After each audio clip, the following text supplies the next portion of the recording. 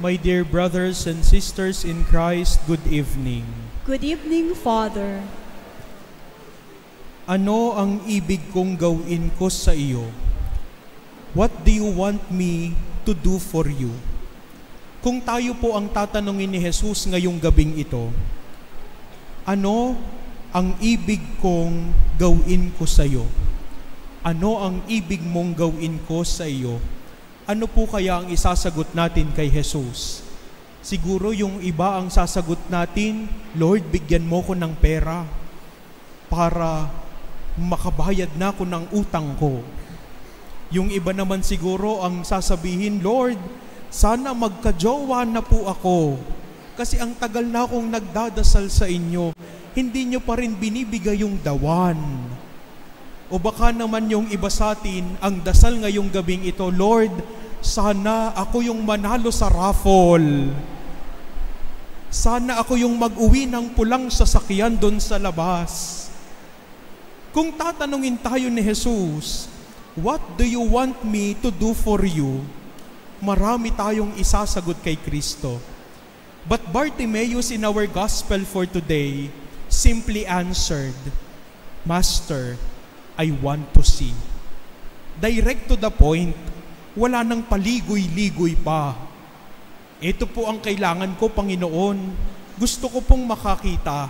Ito po ang ibigay niyo sa amin. Siguro ito rin po yung sagot natin kay Jesus.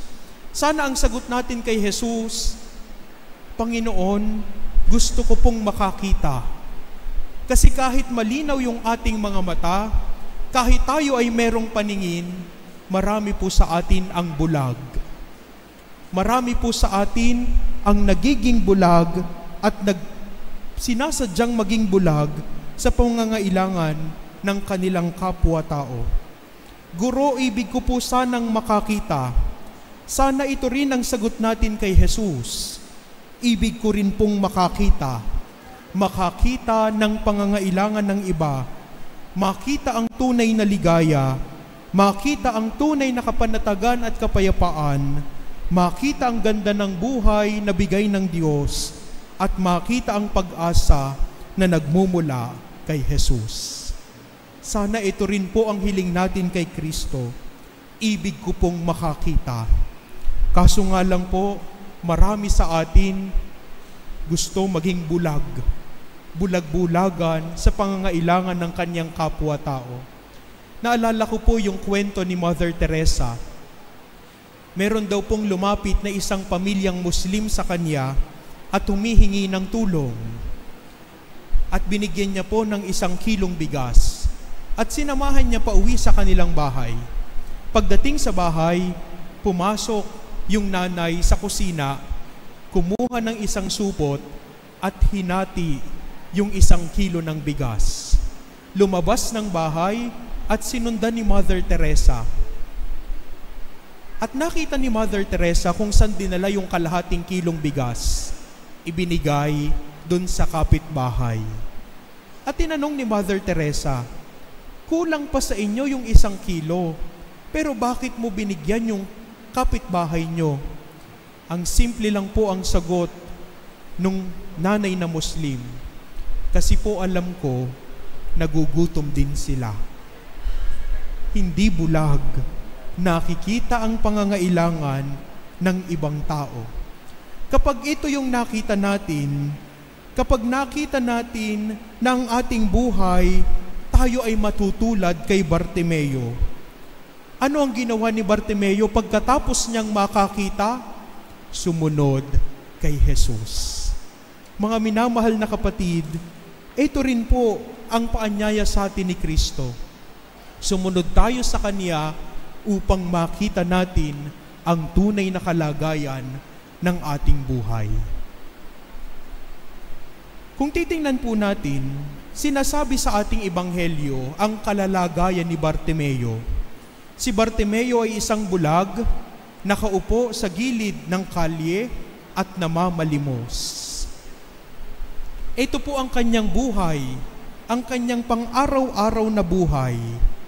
Ang kalagayan ni Bartimeo ay malayong malayo sa kahulugan ng kanyang pangalan. Kaya nga kung titingnan natin, si Bartimeo wala nang sinasabi sa lipunan, wala nang batbat sa sambayanan. Ang nakakalungkot pa po, yung mga tao sa paligid niya, pinatatahimik pa siya. Anong sabi nila? Huwag kang maingay dyan, sigaw ka ng sigaw, tumahimik ka dyan. Minsan mga minamahal na kapatid, nagiging crowd tayo sa buhay ng iba. Tayo yung mga nagpapatahimik dun sa buhay ng iba. Na minsan, imbis na maging solusyon tayo sa problema, tayo pa ang dumadagdag sa problema. Na minsan, wala na nga tayong maitulong sa problema para gumaan yung problema, tayo pa yung daldal ng daldal. Wala na nga tayong maitulong, daldal pa tayo ng daldal. Kaya nga mga minamahal na kapatid, ang kalagayan ni Bartimeo ay malayong-malayo sa kahulugan ng kanyang pangalan. Dahil siya ay isang pulubi, siya ay bulag pa, kaya kailangan niyang sumigaw para marinig at mapakinggan. Ano ang sinisigaw ni Bartimeo kay Jesus? Jesus, Son of David, have pity on me. Jesus, anak ni David, maawa ka po sa akin. Ang sigaw ni Bartimeo na ito ay ayaw niyang palampasin dahil dumadaan ang tanging pag-asa niya, walang iba kundi si Jesus. Ang tanging pag-asa na lamang ni Bartimeo ay si Kristo. Kaya ang sigaw ni Bartimeo ay sigaw ng kanyang habang buhay, sigaw ng kanyang buong buhay, sigaw ng kanyang kinabukasan. Siya'y sumisigaw sa tanging solusyon ng kanyang problema. Sino yon? Walang iba kundi si Kristo. Kung titingnan po natin, ang pangalang Bartimeo ay nangungulugang anak ni Timeo. Pero ano pong ibig sabihin ng Bartimeo o ng Timeo? Ang Timeo po ang ibig sabihin ay honor, karangalan, paggalang. Ibig sabihin, hindi lamang ibinigay ni Jesus ang paningin kay Bartimeo, pero ang binigay ni Jesus kay Bartimeo, iniahon siya sa kanyang kinauupuan, ibinigay ang kahulugan ng kanyang pangalan, at sinabi ni Jesus kay Bartimeo, ikaw, Bartimeo, ang anak ng karangalan. Mga minamahal na kapatid, minsan ganito rin po tayo. Nawawala ang ating karangalan kapag lumalabo ang ating paningin dahil sa kasalanan. Nawawala ang ating karangalan kapag tumatalikod tayo sa liwanag na ibinibigay ni Kristo. O minsan, nawawala ang ating karangalan kasi mas pinipili nating magbulag-bulagan sa pangangailangan ng ating kapwa-tao. Napaalalahanan po ako nung isang kantang paboritong-paborito ko kapag ramdam ko na parang bumababa yung self-worth ko, kapag hindi ko nakikita yung kahulugan at purpose ng buhay ko, pinapakinggan ko lang yung kantang ito. At ang kantang ito ay nagsasabi na, I've seen every tears that you've cried, the fears and the failures you struggle to hide, the worthiness doubted beneath all that pride, the visions and dreams left behind.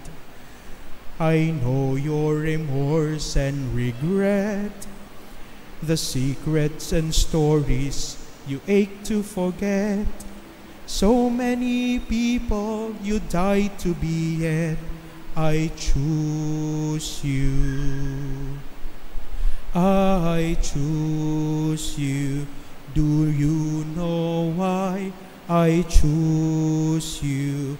If only you could see yourself the way that I do, and know yourself the way I know you, and you'd love yourself as somebody who is wonderfully made.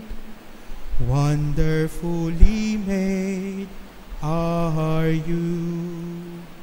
Minsan kasi, hindi natin nakikita yung self-worth natin.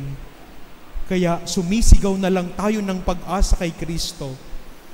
Minsan kasi hindi natin nakikita yung halaga na meron tayo.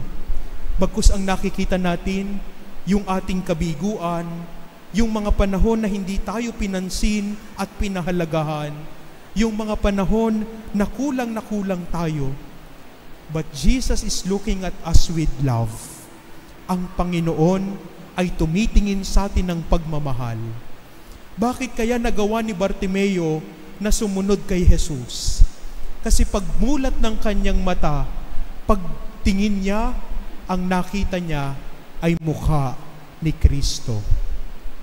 At kapag nakita natin ang mukha ni Jesus, isa lang ang masasabi natin, susunod ako sa iyo. Sana sa araw-araw na dumadaan sa buhay natin, papalalahanan natin ang ating sarili na tayo ay mga Bartimeo, mga munting Bartimeo na nangangailangan ng karangalan na nagmumula sa Diyos. Kaya nga sa lahat ng ating ginagawa, ito ay pabalik palagi sa ating Panginoon. At sa lahat ng ating gawain, mabuksan nawa ang ating mga mata para makita natin na ang Diyos ang lagi nating kaharap sa bawat yugto ng ating buhay. Kung tatanungin tayo ng Panginoon, ano ang gusto mo ngayong araw na ito? Sana ang isagot natin, Master, I want to see. Gusto ko pong makita kung papaano niyo ako nakikita. Gusto ko pong makita kung papaano kayo tumitingin sa akin. At para sa gayon, lahat ng makita ko, positibo. Lahat ng makita ko, may pag-asa. Lahat ng makita ko, maganda. Kasi tayong mga tao, likas sa atin, na lagi ang nakikita natin kung ano yung pangit, kung ano yung kulang, kung ano yung kalait-lait. Let us ask the grace from the Lord to help us to see beautiful things around us, to help us to see what is the hope of this world. Help us to see what is love is all about. Para sa gayon, sa dapit hapon ng ating buhay, pagharap natin kay Kristo, makikita natin siya ng mukaan at masasabing, salamat Panginoon, nakita mo at nakita ko kung papaano ka tumingin sa akin. Mga minamahal na kapatid, ano nga ba ang hiling natin sa kay Kristo ngayong araw na ito? Sana makita natin ang totoo, ang maganda at ang mabuti.